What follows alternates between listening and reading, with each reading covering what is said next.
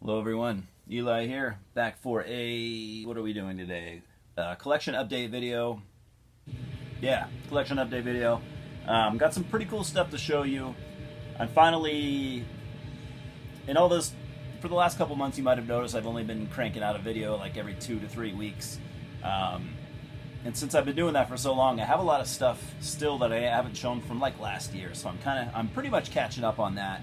And it's been nice getting that shit out of the way so I can finally put it away instead of leaving it around in piles of, you know, covered in dust. I also have kind of a special video for me too, I guess. I have the stuff I got from the Crawl show. I talked in one of my last videos about a band called Crawl. If you don't know Crawl, it's a one-man project out of Texas. It's kind of like a, if I were to describe it, kind of like a ritualistic, ambient, black doom type thing.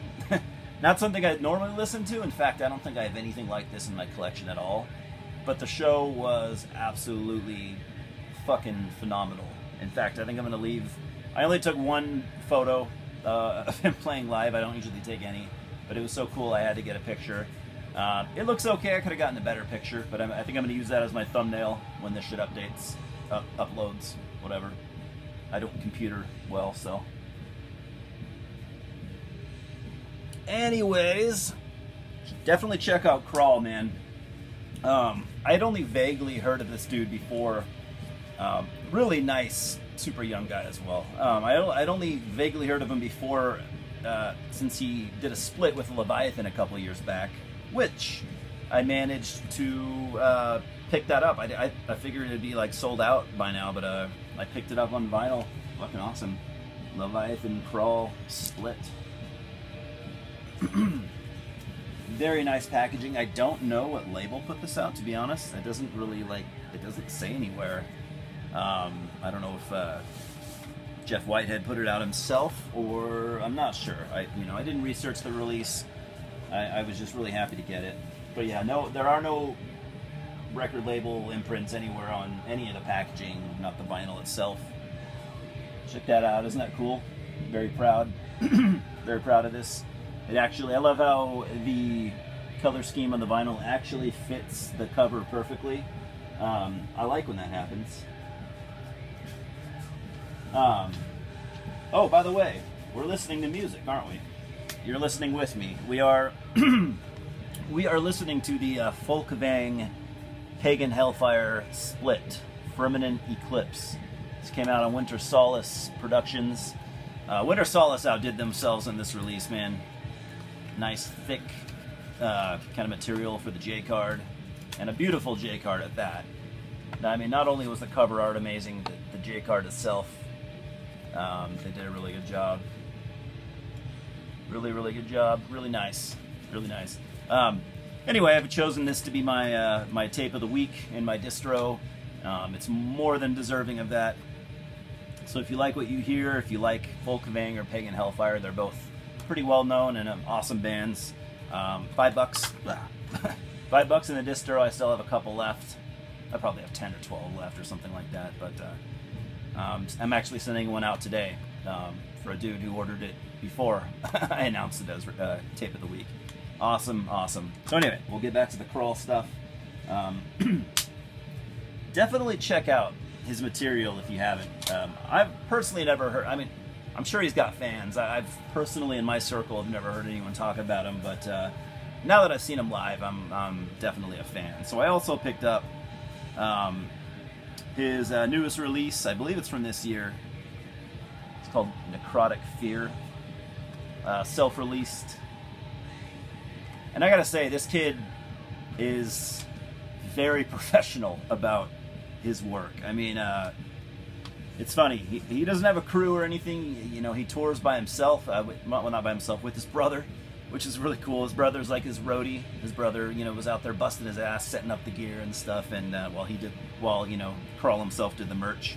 But his merch, I've seen veteran bands with merch far less professional than this kid had. It was impressive. He had like 3 or 4 shirt designs, all professionally printed. He had like 3 or 4 different patches. He had different releases. He had metal pins. It was fucking awesome. I've never... And just for that fact, I mean, there were, I guarantee you, 99% of the crowd in my town seeing that show had never heard of him. And people were lining up to buy merch. It was really cool. It just goes to show how a little professionalism and, you know, a little bit of money invested can go a long way. I bought a shirt too, but I didn't bring it for the video. Really cool. Maybe I'll show it next time. Anyway, here's the CD. Is it a CDR? No, that's what's good. It's not even a CDR. Black on one side and then CD on the other side. I have not listened to this yet. I have heard the Leviathan split and it's damn cool. Haven't listened to this new album yet. I haven't listened to any of them. The Leviathan split, I think, is only 2 songs, so that's all the material I've heard from him. But I'm a fan. I'm definitely impressed with what he did. I'll quit fanboy blabbing here and get onto the new stuff. We got some 2018 releases, which is cool because I haven't bought that many 2019. God damn it! What year is it? I haven't bought that many new releases this year. I mean, I guess I usually don't. I just kind of buy them randomly, I guess. So anyways, I picked this up yesterday, so I haven't listened to it yet. And this was kind of an oddball pick for me. Definitely an oddball pick. I had not planned on getting this, and I've never owned anything from this band or its original incarnation. Anyways, we got The Accused AD with Ghoul in the Mirror. The Accused AD is formerly known as Toe Tag. It's a couple guys from the old, from like the old 80s incarnation of The Accused. Most notably Blaine Cook. I can't say he's their original vocalist. He's their second vocalist, but he is the vocalist that The Accused is known for. In fact, most people say, and it's totally understandable, they can't listen to The Accused without Blaine. I'm not even like a longtime fan, but I have no interest in hearing them without Blaine. No offense to Tommy or anything, but and I saw that lineup live one time, the current Accused lineup, and it was cool. It was okay, but I mean, I'd at least heard some Accused before, and it's just, I mean, Blaine's vocals definitely made, or at least helped make the band what it was, and with a different guy singing, it was just weird. You know, like I said, not even an established fan, and I couldn't get into it. A cool part about this release is that it was actually released on Black House Records, which is owned by a dude that lives in my town. He's played in a local punk band for like the last 15 years. He's my age, maybe a year older. His name is Scott. So yeah, he's got a label, and he's had this label probably for 10 years, maybe more. It's called Black House Records. Look it up. A lot of punk, some metal. I think there's even some hip hop on there. But he does a really good job, real professional. All his releases are, you know, they're legit. He does tapes, vinyl, CDs. So that's cool. It's just cool that a band, you know, so legendary is signed to a label that's ran out of some guy's basement in my town. So haven't listened to it yet. I don't know what to expect. It was just a total random buy. I think what made me buy this was I was reading a Decibel magazine. I think it was from last month, and The Accused, one of their albums was in the Hall of Fame. If you read Decibel, you know they have a Hall of Fame section every month where they choose an album that they consider great, and it's a really cool. It's pretty much the reason I buy the magazine usually, because they always do a good job, and they interview, you know, the dudes from that album. They will not do an interview if they can't get a hold of all those dudes, or if they're not all alive, which I think is kind of strange, but it works. It's like a thing that they do. So anyway, yeah, The Accused, one of their albums was the Hall of Fame, and I really enjoyed reading it. And I guess I got into the mood to hear some Accused. Went into my local store, saw this, and just grabbed it. Anyway, that's way longer of an explanation than you needed, but I'll get on with the 2019 releases here. And it's just a coincidence that I had these. I didn't actually seek out to buy 2019 releases. Here's a project that I did not know was putting something out this year at all. I literally saw it and grabbed it and kind of giddied off. Yeah, literally, I had heard no rumors, nothing about this band putting out an album, and I don't own any other stuff. Archmellos with Winter Ethereal, Metal Blade Records, shitty digipack. Yeah, I'm a long-time, massive Fates Warning fan. One of my probably top 5 favorite bands, and yeah, I do like the Archmellos stuff so far that I've heard. I've never bought any, so it was a nice surprise to see that. I haven't listened to it yet. Big fucking surprise. We'll see if I can manage to listen to it before the year's up. Also picked this, I'm going to count this as a 2019 release, even though it's not. I mean, it's a re-release from this year. Whatever. Never owned this album, and to be honest, until like last week, I don't think I'd ever heard this album. Not that I can remember. Terrorizer, World Downfall, their classic 1989 debut.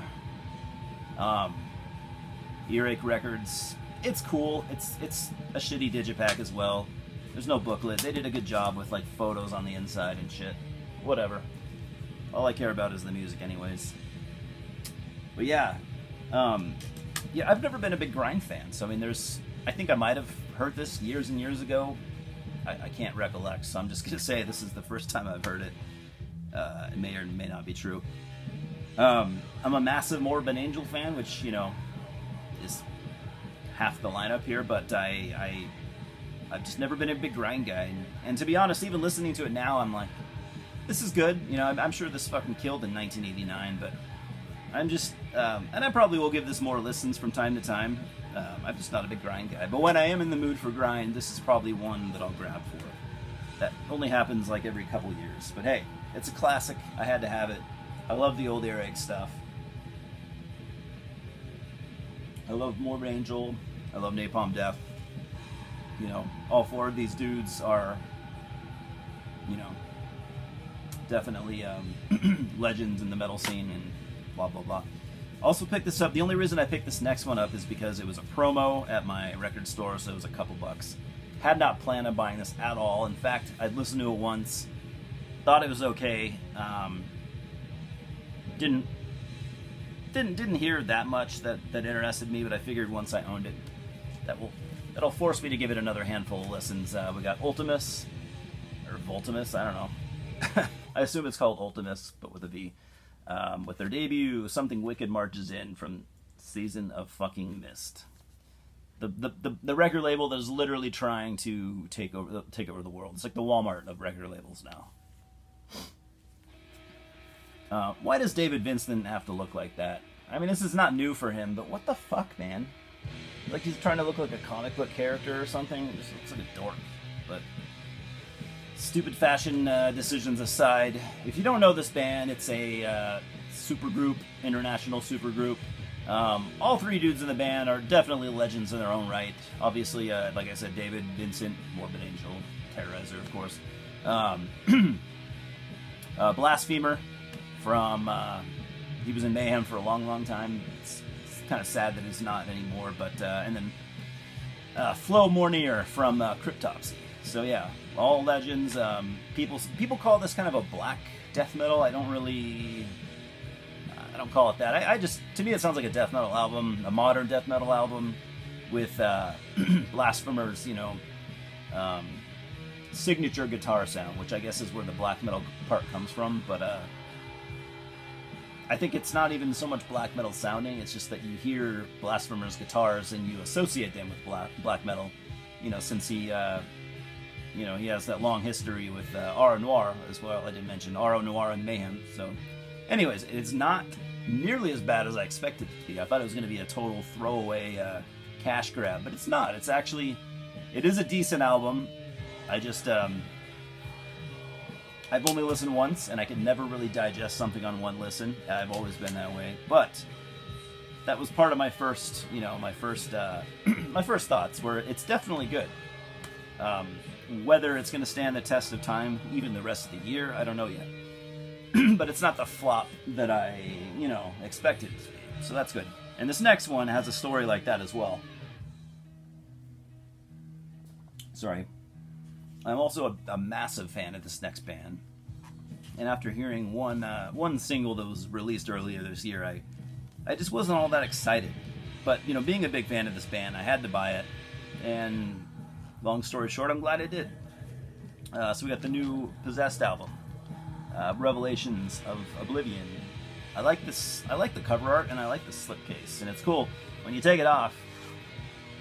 I thought it was the same cover art, but it really isn't. It's a very similar cover art, but it's slightly different. Why they did that, I don't know. But anyways, it's a good album. It's much, much better than I expected. There's the back, by the way. There's the lineup. Much, much better than I expected. I've listened like 3 times, and it's great. I mean, you could tell these guys worked really fucking hard on it. I only have a few complaints, and they're very minor. One is it's a bit long, which I'm sure was Nuclear Blast's. They probably, you know, a lot of record labels set rules, like it has to have this many tracks, has to be this long. I'm almost positive that was part of it. So it's there is a little bit of filler. A little bit, not a lot. It overstays its welcome, a little bit, not a lot. And I wish the production, I don't think is that bad. I'm not a production Nazi. A lot of people are talking about, you know, the production being too clean. I don't think it's that clean. I do wish Becerra's vocals had a little bit more reverb, like, you know, like they did in the 80s. Other than the production on his vocals, he still sounds the same. On those 80s albums, I think a big part of his vocal sound was that reverb, and that is kind of missed here. But other than that, he still sounds the same, and it works.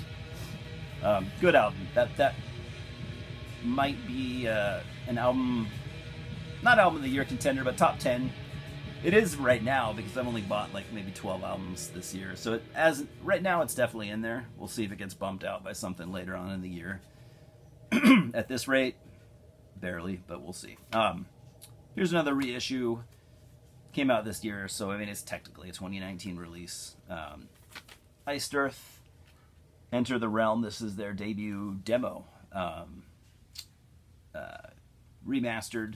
Sounds really great. I'm a big Iced Earth fan. I don't know if I ever heard the original, to be honest. I heard the original demo. I don't think I ever did. Their original lineup was known for having a singer. What was his name?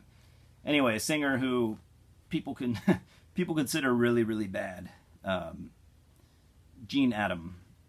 Yeah, I mean, it's pretty much general consensus that Gene Adam was a terrible vocalist. I never saw this promo shot, by the way. This is really cool. I don't know if they played live shows early on looking like this, but they look like a black metal band. It's really cool. Look at that. They're all wearing cloaks and shit. That's pretty badass. But anyways, yeah, I honestly don't think Gene Adams' vocals are that bad. I mean, there are plenty of vocalists in, you know, popular bands that sound, you know, along that, you know, similar skill level. But anyways, he paled in comparison to all the singers this band would have after that. And I always thought it was kind of a hilarious story. John Schaefer, not after this, but after they put out the debut Iced Earth album, which is also very good, John Schaefer told Gene Adam that he needed to get some vocal lessons. He didn't think that Gene's voice, you know, could do the things that he wanted, you know, to have in his band. So he said, you either need to, you know, take some vocal lessons or you're out of the band. And the dude was like, fuck that. So John kicked him out of the band and got a better singer. And anyway, the rest is history. Yeah, man, this is a great demo. I'm glad to have it. So that's all the 2019 releases. Got a couple thrash classics that I picked up from a buddy of mine. We got the old British thrash band Hydra Vein here. I don't like what they did with the packaging. It's got their first, I know, the only 2 albums actually that they ever did. Rather Death Than False of Faith and After the Dream. So it's one of those sets put out by Blackened Records. They don't exist anymore, I don't think. But yeah, it's just got this generic ass cover, which is pretty dumb. But at least on the inside, it's got pictures of the 2 albums. So this will suffice definitely until I can pick up those 2 albums. And no, it doesn't. It does not show. Just got some band photos. I thought it did. What the fuck is wrong with me? Anyways, their first album, the art is considered one of the worst metal covers in all of history, and their second album, Dan Seagrave did the cover, so it's kind of similar to like The Key, kind of along those robotic shit. It's not one of his best works. It's okay. Now we have the debut album from the American band Wrath with Fit of Anger. Never really cared for that cover. It's kind of dumb. Put out by, this is a re-release, put out by Stormspell. Yeah, Stormspell Records out of San Jose, California. Wrath were kind of one of those thrash bands that had a little bit of a late start. Basically, if you were a thrash band in the 80s and you started after, like, if your first album came out after, probably anytime after, like, 86, 87, you were kind of screwed. Because you only had a couple years to be in your prime. And, by the dawn of the 90s, if not even 89, 90, things were starting to change. Thrash was becoming less popular, and it really sucked for the bands that, like I said, got a late start. They all got fucked. And this was kind of one of those bands, and not only that, but they signed to a label that just were terrible with promotion. I think it was called Medusa, if I remember correctly. They had Medusa Records, and Medusa had some other good bands too, but they just were so shit at promoting. And don't get me wrong, I was like only a little kid when that happened, so this is hearsay. This is what my buddy John told me, and he was there, for all the early days of metal. That's what he told me. So he said Medusa was terrible with promotion. Said they had a handful of really good bands, but none of them really got their due credit. So I really like this T-shirt design too. If they were to reprint this, I'd buy one in a fucking heartbeat. I mean, obviously, if you know me, I wouldn't condone this kind of thing, but it's fucking hilarious. That's awesome. I would so wear that. God damn. Anyways, I got one more release, one more pickup, whatever you want to call it. And I'm going to go ahead and say the reason I saved this for last is because this is kind of a grail for me. I don't know what it's worth. I don't know how rare it is. When I say grail, it's more of how happy I am to have something, something that I've never seen out in the wild or never thought that I would actually come across. It might only be worth a couple bucks, I don't know, but it's a grail to me personally. Extremely happy to have this. I've been sleeping with it in my bed every night, pretty much, since I've had it. Black Sabbath Tear original cassette from IRS Records. You might remember that label. They were on in the 90s for a while. I don't know. I have this on CD, but one of the reasons I was so happy to get it is I only have this CD. I lost the case years and years and years ago. So it's cool to be able to gaze upon the cover art once again. Yeah, pretty nice J-card, I guess you could say. Lyrics and songs on the inside. But yeah, it's one of my favorite Sabbath albums. This would be a cool t-shirt design, by the way. One of my favorite Sabbath albums, one of the most vastly underrated Sabbath albums. I'm a big Tony Martin fan. This is probably... Sorry. Jesus Christ. This is probably his second best album with the band. But it damn near ties for the first. It's so fucking good. At least go listen to Anno Mundi, the opening song on here. It's fucking great. This album it's great. It's underrated as fuck. It's one of Sabbath's more, metal sounding albums. It came out in like 1990 or something. Yeah, 90. So I mean, Sabbath, they didn't sound like they did in the 70s by this point, but they still sounded fucking awesome, if you ask me. So I know a lot of people that have never listened to this album, so they need to change that. At least, like I said, at least give Anno Mundi a listen. Maybe I'll leave a link down below. Probably not, but how far are we? 24 minutes. I still have other stuff I wouldn't mind showing. Yeah, let's just bang it out real quick. I bought this shit months ago at a thrift store, And I just like showing my thrift store scores. I don't know, it's fun. This was a really, really fucking cool find. I found these 4 Shadow cassettes for like fucking $0.25 each. If you're not familiar with the Shadow, he later on became a comic book character, but they even did a movie, the Shadow movie, but it started off as one of those old radio shows. I don't know, was that like in the 50s? Clearly I wasn't around back then, but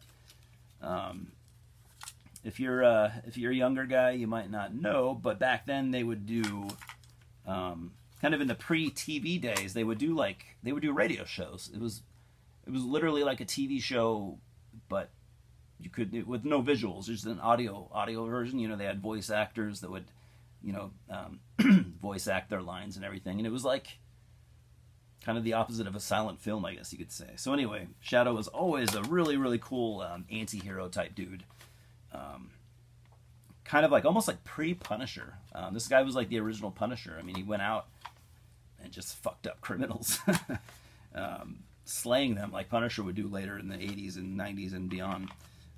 He wasn't like a Batman where you would just, punch him in the head and knock him out or something. This guy he always had 2 handguns and he would just go and fucking slay people. So Shadow's fucking awesome. Can't wait to listen to those. I used to listen to radio shows when I was a kid, so I always thought it was really fun. Kind of fond memory type thing. And as you guys know, I don't know if anyone cares, but I sure have been enjoying it. Kind of collecting the VHS stuff. Some of it that I had in the 80s and 90s, and a lot of it that I never had. So this is pretty cool. Here I got some of these original Spider-Man cartoons. Remember these? 90s. I think it was on in the 90s, early 90s. I can't remember if this was the one where what's his name did the voice of Spider-Man. The dude that played a doctor. Whatever. Anyways, these were really cool. I remember watching them as a kid. Really, really cool. It'll be fun to kind of rewatch those. And even better, we have X-Men. The X-Men X-Men show from the 90s was even better. This was really pretty fucking awesome. At least from what I remember. I don't know if it's aged well or not, but I'm gonna watch it. And I'm a super nostalgic motherfucker, so for nostalgia reasons alone, I'll enjoy it. And then we got this Marvel Matinee. I don't know what that is, but it's pretty cool. I don't remember there being a Fantastic Four cartoon. But yeah, cool. Awesome. Sorry, man, my throat's been doing this shit lately. I'm also a big Wayne's World fan, and I like old Saturday Night Live stuff as well. So you might remember Wayne's World started off as like shorts on or skits or whatever on Saturday Night Live. So I got this. Really, really cool. Special edition, man. Yeah, can't wait to watch that. I got Star Trek. Which one? Star Trek 6, The Undiscovered Country.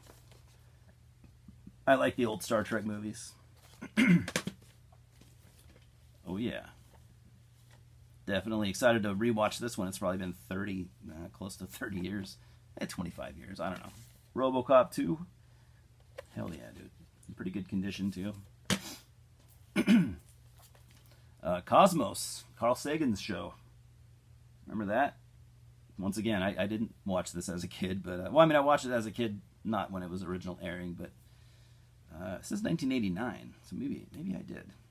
I would have been 7. This would have been something I liked when I was 7. Really cool to have that. The original Aliens. Oh yeah. One of the best movies ever. And we got this Boris Karloff Frankenstein. The Man Who Made a Monster. Yeah. Old black and white Universal monster. Yeah, I finally got that down. Universal monster movie from 1931. As I've said before, I never really watched, much of the old horror shit, like the black and white stuff. Growing up, I didn't watch much of it. Even as an adult, I've seen very little of it, so it's kind of cool to kind of backstep and get into that stuff. I'm not a huge fan, to be honest. It's weird, you know, watching that stuff for sometimes the first time in 2019.